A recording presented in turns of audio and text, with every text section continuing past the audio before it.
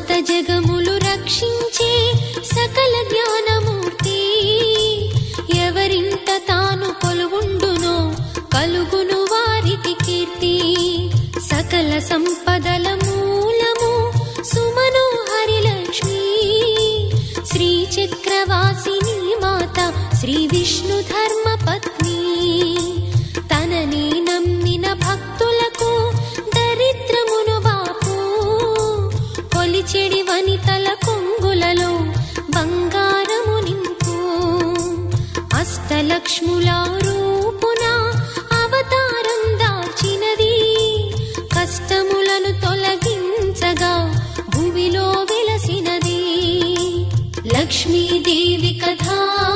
శ్రీ లక్ష్మీదేవి కథ